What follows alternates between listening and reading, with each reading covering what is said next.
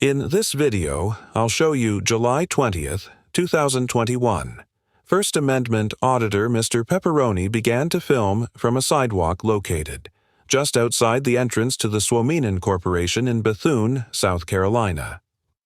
After filming the Swominen property for a few minutes, Mr. Pepperoni was approached by a uniformed security guard, I would suggest. You put that camera away, and you need to move on down, because I got people complaining.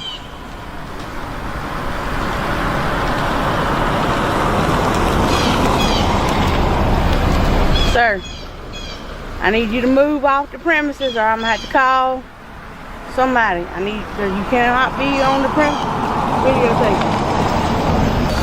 Sir, I need for you to leave off the property now. Because you cannot be recording out here. Move it on down the road. I just asked him. I called Rob on the phone. I don't know what he's doing. He won't give me an answer. Sir, you got to cut that camera off. What do you say he's doing? You got to cut that camera off now. You're on private property. You got to cut that camera off and you got to leave. First of all, this is a sidewalk. This is not private property. That's not the sidewalk. This plant owns all the way to where those trucks are parked. How come there's houses that are down there? Because that's other private property. Cut the camera off I'm now. not gonna cut it off. You're in my face. Do not touch me, dude. I'm not touching Do you. not touch me. I'm putting my Back hand off. right in front of that camera. Back off. You are trespassing. Let me ask you something. Where are the trespassing signs? We don't need them. Where are the Do not come near me. You need to back off. You do not have to have a trespassing I'll have a sign. civil conversation, but you tell this maniac to back off. Well, first of all, we're not going to do name calling. Okay, he does not need to get up in my face. He's not a maniac. He's not a man. But you cannot record here because this is private property. Police are on the way. Can you please show me where the trespassing is? We don't have to show you. Do South not come near me. Carolina says private property is private property. We do not have one of the workers' claims that private property signs do not have to be posted in South Carolina, which aligns with the state's trespassing laws. Section 16-11-620 of the South Carolina Code of Law states that, quote, any person who, having entered into the dwelling house, place of business, or on the premises of another person without having been warned, fails and refuses without good cause or good excuse to leave immediately upon being ordered or requested to do so by the person in possession, or his agent or representative, shall on conviction fined not more than $200 or be imprisoned for not more than 30 days. Under this statute, an individual can be charged for trespassing on private property regardless of whether a no trespassing sign is posted. While the Geographic Information System, or GIS survey for Kershaw County, shows that the sidewalk from which Mr. Pepperoni was filming was outside the Swominen property line, the sidewalk was located on an adjacent parcel of private property that a worker later indicated was rented by the corporation. Despite this, it is possible that a court could conclude that Pepperoni was entitled to film from the sidewalk if it determined that it functioned as a public forum.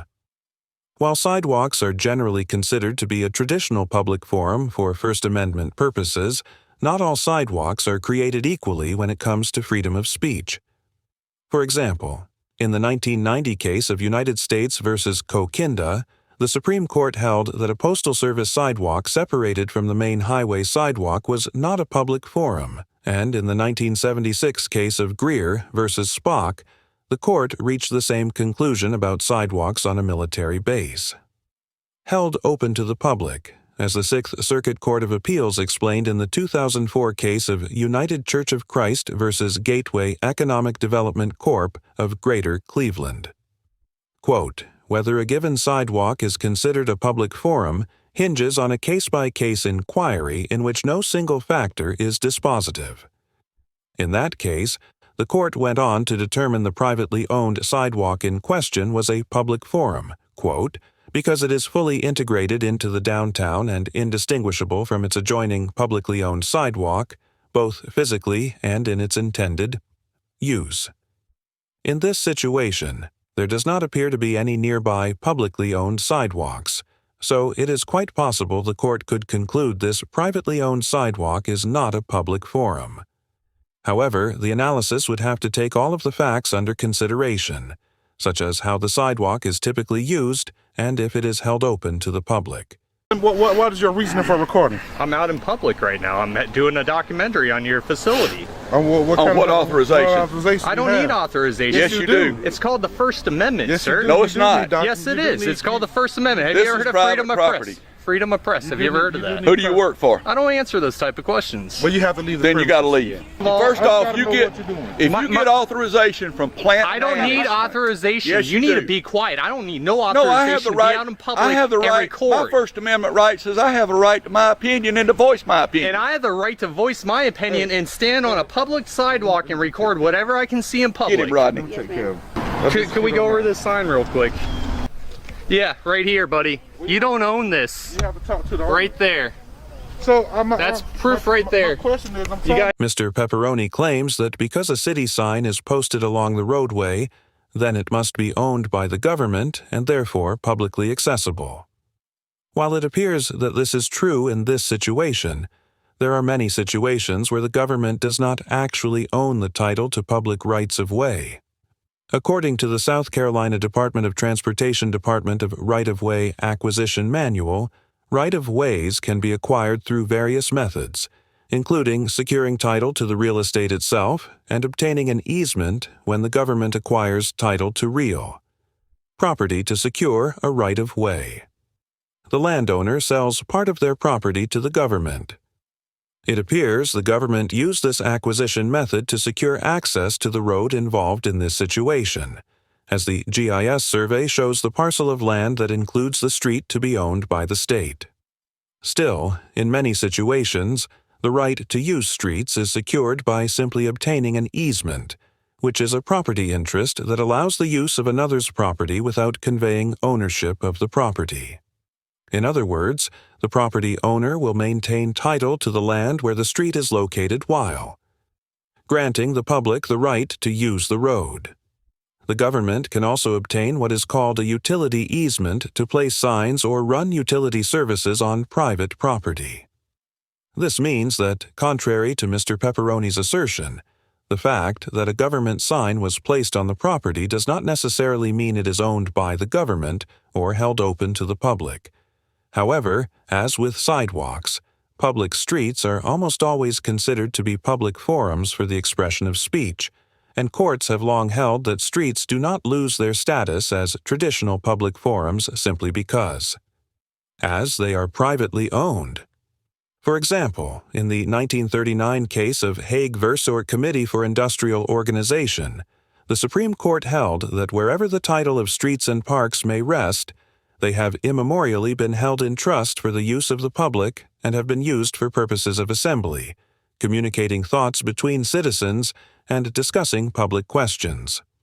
Such use of the streets in public places has, from ancient times, been a part of the privileges, immunities, rights, and liberties of citizens.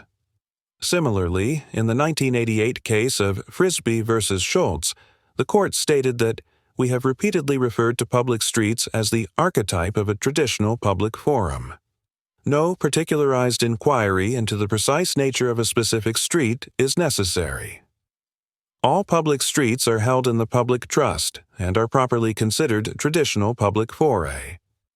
Applying this case law, as well as other Supreme Court precedents, the Sixth Circuit Court of Appeals explained in the 2019 case of Brindley v. City of Memphis that, quote, "A street does not lose its status as a traditional public forum simply because it is privately owned. If the street looks and functions like a public street, and it is a traditional public forum, regardless of who holds title to the street." Applying this case law, it is clear that not only would Mr. Pepperoni be entitled to film from the street and the surrounding property that is owned by the state, but he would also likely be permitted to do so if the street was privately owned. How you doing? I'd like to know why I've been threatened with trespass when I'm on public property. You shouldn't have been. I apologize. Could I show you something? Sure. Thank you. I was trying to explain to these guys First of all, let me point out that short guy with the blue pants and the gray shirt. He threatened me multiple times and got in my face. No. Nobody threatened you. Y'all go on. Y'all go on. Nobody threatened you. Y'all go do your job. Come check this out. Go on. We got the police Go on. coming. It's okay. This guy's being reasonable. He's willing to listen to me. This right here Okay. Yeah. is SC dot, which means it's owned by the city. Yep. I'm not trying to go on No, your property. I got you. I don't plan on. As long as you stay out here, Yeah. they will stay in there. Okay. I appreciate it, man. That's your rights. Could I get your name? Robert Brown. I'm Joshua. I'm the safety manager. You're probably the best guy out here. Well, You're awesome, man. Thank you for calming that situation down. It got really yeah, wild. when they called me, I knew this was gonna blow up. So Yeah. All right, guy. Thanks, man. Just respect our privacy, Yeah, our property, and we'll respect yours. They called, so I'm just gonna wait. that's fine. I'll let the cops know. I talked to. I'll hang out with you. Okay, Yeah. cool, man. Yeah. As long as you're over here, and Yeah. I'll keep them over there. People just they have no idea what our rights are and are not Yeah. anymore. Yeah. So I think everyone needs to take a minute and read the laws, read your rights, read your Constitution, because there's a whole lot of stuff in there that people don't know. There's a whole lot of stuff that people think's in there that's not. Exactly. So that's why we have leadership, and that's why we're here. So You can clearly nobody that was over here is in leadership here. Yeah, and no worries on that, man. And so, if I'm going to be safety, if I'm going to be security, then I've got to know what I'm doing. That's I'm not 100%, doing man. anybody any justice. So Can I ask a question? Yeah. Can I ask you a question? Yeah. I saw it too, but a lot of the folks were saying that you're recording folks inside their vehicles and their tag plates too. So that's kind of against the law. If you were doing here's wait a minute. Let me clarify this. When he's filming everyone, he's filming it from public property. When he's filming them, they're on public property. Once they cross that line, that's a different story. Okay, so but that's within his constitutional right. Okay, so when I crossed that line, when I was coming in right here, the camera's in my car. So when I crossed that line, he still was filming because I looked at my. Were you standing on public property Still or on public property? He's still on public property. Yeah. Even with the license plates and everything? Mr. Brown and Mr. Pepperoni wait for the police to arrive. One of the workers asks whether it was lawful for Mr. Pepperoni to film people, vehicles, and license plates located on private property. And Mr. Brown and Mr. Pepperoni explained that he is within constitutional rights to film anything that can be seen from public property. While the Supreme Court has yet to rule on whether individuals have the right to film or photograph in public, it is well established that, quote, UN, quote, communicative photography is protected by the First Amendment as a type of expressive conduct as the Supreme Court. Explained in the 1989 case of Texas versus Johnson. Quote, the First Amendment literally forbids the abridgment only of speech, but we have long recognized that its protection does not end at the spoken or written word. However, as the 11th Circuit Court of Appeals stated in the 2021 case of Burns versus Town of Palm Beach, quote, photography has expressive as well as utilitarian value, and while its expressive forms, such as in the works of Ansel Adams and Alfred Stieglitz, are clearly deserving of protection, courts have been willing to draw a line when expression is lacking. To support this proposition, the court pointed to the 2005 case of Porat versus Lincoln Towers Community Association, where the Southern District of New York held that purely private, recreational, non-communicative photography is not protected expression, while also acknowledging that communicative photography is well protected by the First Amendment.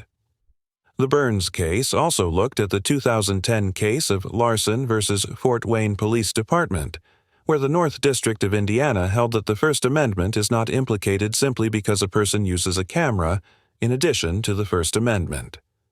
Protections given to communicative photography. The right to film in public is bolstered by a long line of Supreme Court cases concluding that individuals have no reasonable expectation of privacy in public. In the infamous 1971 case of Cohen versus California, the Supreme Court decided that an individual could not be criminally prosecuted for wearing a jacket that displayed a profanity in a public courtroom. In reaching this conclusion, the court held that, quote, while this court has recognized that government may properly act in many situations, prohibit intrusion. into the privacy of the home of unwelcome views and ideas which cannot be totally banned from the public dialogue. We have at the same time consistently stressed that we are often captives outside the sanctuary of the home and subject to objectionable speech. The ability of government to shut off discourse solely to protect others is dependent upon a showing that substantial privacy interests are being invaded in an essentially intolerable manner. Applying this standard to Mr. Pepperoni's expressive filming for a documentary, a court would likely conclude that he could legally film anything in plain view of a public vantage point, including the license plates of vehicles on private property. Public property. Anything you can see in public. Hey man. Hey, what's going on? I came out here, I got a phone call a while ago. This gentleman was out here filming. Okay. Supervisor come out and was confronted and asked what was going on. Me being familiar with these types of situations, I came out and de-escalated the situation. Basically, he's not on our property, he's on public property. Right. And so Mr. Pepperoni's camera battery died. Mr. Pepperoni told me that he had a positive interaction with a citizen who was passing by in a pickup truck, but he wasn't able to record it. Overall, the SWMN and corporation workers get an F, because although their interpretation of South Carolina's trespassing law was accurate, the workers maintained a hostile and confrontational attitude and displayed a fundamental misunderstanding of the First Amendment and the distinction between private and public. Like property. It would be unreasonable to demand that every employee have a deep understanding of their company's property lines and the legal implications associated with a citizen filming said property. However, these employees took it upon themselves to represent the interests of their company without consulting a member of management. This interaction could have easily spiraled into an altercation that resulted in a costly lawsuit for the SWMN Corporation, and it's difficult to understand why these employees were so adamant about confronting Mr. Pepperoni without speaking to a member of leadership first.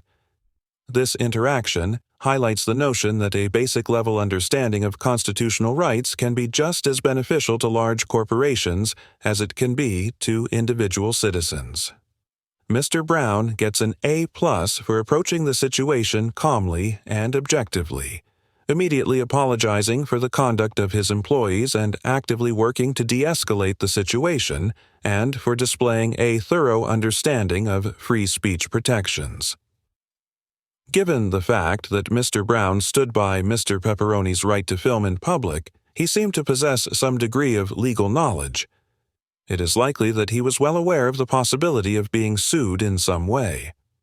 However, Mr. Brown seemed to display a genuine concern for Mr. Pepperoni's constitutional rights and openly admitted that his employees were wrong while being recorded. Mr. Brown managed to restore peace while preserving Mr. Pepperoni's constitutional rights within minutes of arriving on the scene, and I commend him for respecting Mr. Pepperoni's right to film and ensuring that it was respected by others as well. Mr. Pepperoni gets an A- because although he may or may not have been. In a public forum at the time of this interaction, he remained calm and collected throughout the encounter, challenged the SWMN and corporation workers without becoming violent or vulgar, and engaged in a cordial and productive conversation with Mr. Brown. The legality of Mr. Pepperoni's audit hinges on whether or not the sidewalk he was initially standing on constitutes a traditional public forum, and only a court could draw an accurate conclusion in that regard. As mentioned earlier in the episode, it is important to note that the existence of a street sign or utility pole is not necessarily indicative of a public right-of-way, and many locations where public signage and utilities exist are still under the full control of the property owner. This is a common misconception that has been widely shared within the auditing community, and having a deep understanding of the public forum doctrine is a vital element of conducting a lawful audit. Ultimately, Mr. Pepperoni was able to find common ground with Mr. Brown and diffuse the interaction without the need for law enforcement intervention. Thank you very much for watching the video. Subscribe our channel for next video.